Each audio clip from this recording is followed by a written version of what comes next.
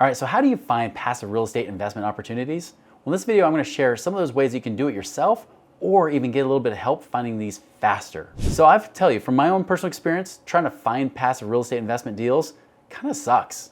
It's not easy. I've literally spent the last 20 years trying to figure out how to cultivate that and create that kind of environment and create that kind of connections and network so I can even do that. And so I want to give you kind of a few key pointers here that here's how you can do it yourself or even have it a little bit easier by having somebody else do it for you.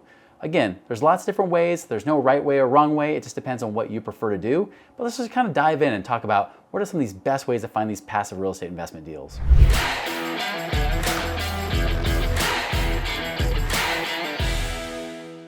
All right, so the first thing you can do is do it yourself. You can DIY it, right? You know, there's always Google. When all else fails, go to Google, right? Now, I will tell you from firsthand experience, Google is not always your best bet.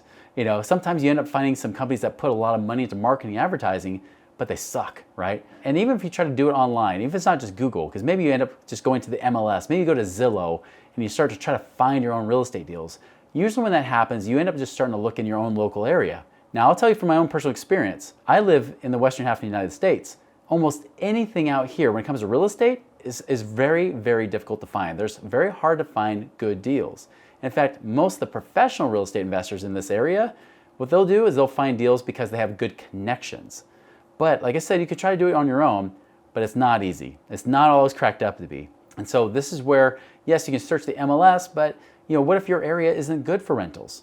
And that's going to be the easiest place. You go trying to drive around, searching for properties, looking at different places. You drive your realtor nuts as you're trying to do it, or maybe you're just looking for sale by owner. And there's always the for sale by owner type websites you can go to as well if you're trying to do it yourself. But just be aware, it's a lot of extra time and effort and attention. Maybe you love it. Maybe you're one of those people that just loves the hunt, right? You just love the search and you don't care because you would do this regardless of the money. You just think it's fun. If that's you, awesome, that's great.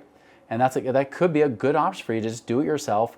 Look online, look at what's available. You know, maybe you partner up with a realtor to kind of help you out. Just forewarn them, you might be looking at a lot of properties before you actually pull the trigger. So they might be really, really working hard for the money that they might make off of you, depending if you actually make a decision or not. So you can definitely DIY it, but realize that there are a lot of warnings I would give you on that because you might be in an area where just rentals are not good. I live in the state of Utah, like I mentioned, the western half of the United States. And here in Utah, I mean, things are really expensive. And I have people that I'll talk to like, oh yeah, I've been looking for rentals around here. I even bought a rental here. And then they tell me the amount of cash flow they have. And it's pretty dismal. Pretty dismal. It's not good. Sometimes they're even negative cash flow, meaning that their mortgage payment is higher than the rents they collect. But they think, you know, it's a real estate property, eventually it'll go up. Guys, I bought into that lie before the last recession when the market prices tanked with real estate. That is a bad thing to do. Never, ever, ever. This is my own personal opinion. You know, I'm not giving investment advice, but this is my own personal thing. Never, ever, ever buy a property where you're in the hole from day one, where you're actually losing money on it every day. It's not worth it. You cannot trust and bank on appreciation. So that's a little extra bonus tip for you. I know you weren't looking for that, but you're welcome. So that's the DIY method, is you can just try to do it yourself, partner with a real estate agent and do it that way. Now here's a second option that's a little bit DIY, but it has a little bit more leverage with better relationships. Like I said, for me, connections has been wonderful, right? Having those relationships. So what you can actually do is you can go network with other real estate investors, people that are looking for deals. Sometimes real estate investors are just looking for capital. Maybe you've got the cash, right? Maybe you got the money that you can do, but you don't either have the time, the training, or know what you're looking for.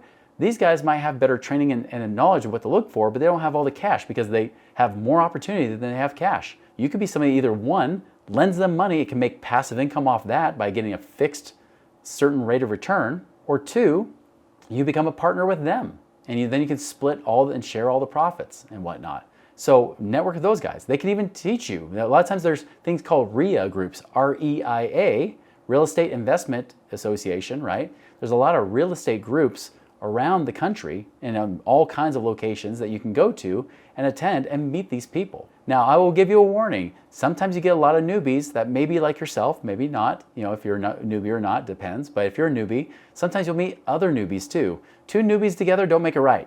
Okay, I'm just saying, you know, getting two people is like the blind leading the blind. You got to be careful of that. You want to find somebody who is really experienced. And there are definitely people that show up there that have good experience. And like I said, sometimes you don't have to be the one doing all this work. Sometimes they could be doing the work for you.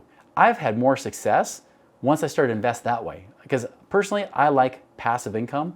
I love the fact that I can actually get my money working harder for me, so I don't have to work so hard for it. I personally don't like to drive around. I don't like to drive to find properties. Now, here's the thing. I do love driving around, and I do love real estate, but I don't like doing it together where I'm trying to find a property to buy. Plus, like I said, in my area, it's not great. So I'd have to go on the other side of the country to find decent priced homes that make good rent profits. Same thing for you, right? Is that when you partner with these people, they could be doing a lot of the work. Maybe you even share the work. Maybe you even learn from them. Maybe you become almost like an associate or an apprentice where you say, listen, like I'll give you the money for this and I'll even help you with some of the labor. Just teach me the ropes. Great way to learn it, to do it yourself down the road and actually save yourself on all the bumps and the bruises and all the lost opportunity costs and money and time that you wasted away trying to just figure it out on your own. You can actually go to somebody who already went through that painful experience and learn from them. So it could be a wonderful option. Now here's the third option. This is the one I like, not just because we offer it as our company, but because this is the one that I wish I had really 15, 20 years ago when I was starting to do real estate investing. And that's where you can use somebody else's network. Because yes, you can create your own network, but that takes time to build. I built my own network with my own real estate investors and people like that over the years.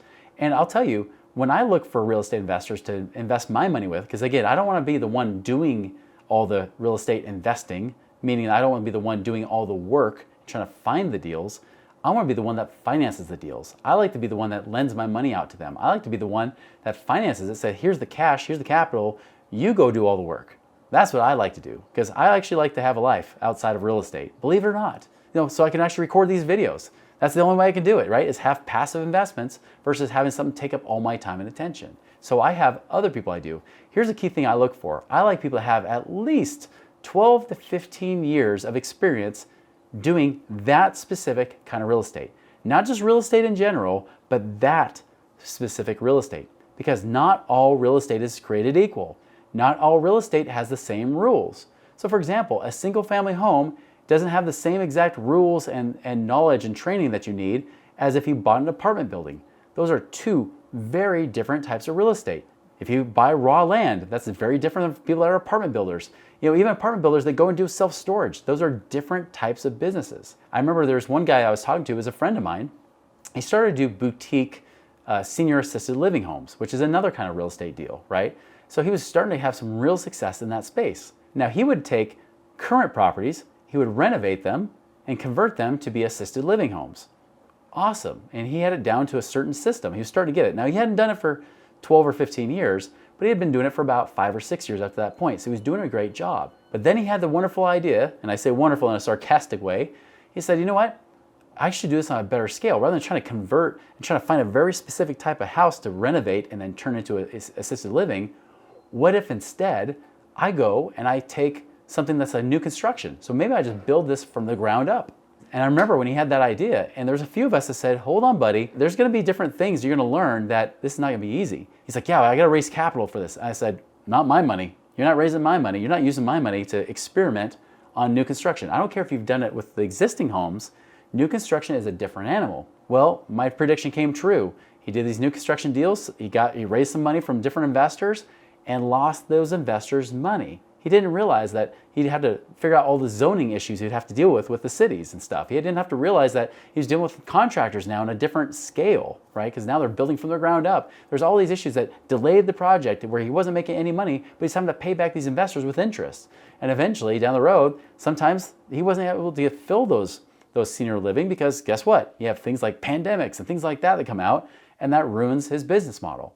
So you gotta be so careful investing with people that are trying out something new. I've known people that gone into self-storage space, but then they started out being like in apartments. Not the same animal. Again, go for the people that have been tried and true. They've done it forever. It's almost boring to them. To me, boring is sexy, right? The more boring it is for them, the sexier the investment is for me. That's what I like to look for. Now, like I said, you can go and try to find these people yourself, and you can always try Google, but you're taking a big gamble because sometimes the people that show up on Google are the biggest charlatans and crooks out there, right? So you can also use like a network like the ones we built with our own clients where we've already kind of curated these people. Does it mean that there won't be potential losses? No, there's nothing is risk-free, but we can definitely minimize a lot of that risk and all that extra time and effort and all that really just wasted time that's not making money for you because you're trying to figure it out yourself. You can shortcut, you can kind of create a wormhole of success to speed up and accelerate your results by having somebody else's network that's already built for you. And that's kind of what we offer with Money Ripples. Kind of a little plug here, but that's kind of what we do. Now, not everybody qualifies to do that. You actually have to have a certain amount of cash. Usually we recommend at least $150,000 before you even worry about this stuff. But I would just recommend this. If you want to see if it's actually a good fit for you, go to moneyripples.com, try our passive income calculator, and if you get a result of at least $15,000, you should be talking to one of our people to see if you qualify to work with us and be able to become part of our business where we not only give you those connections, but we even offer some guidance to know which of these investments might be better based on your situation and your goals. So go and try that passive income calculator at moneyripples.com right now.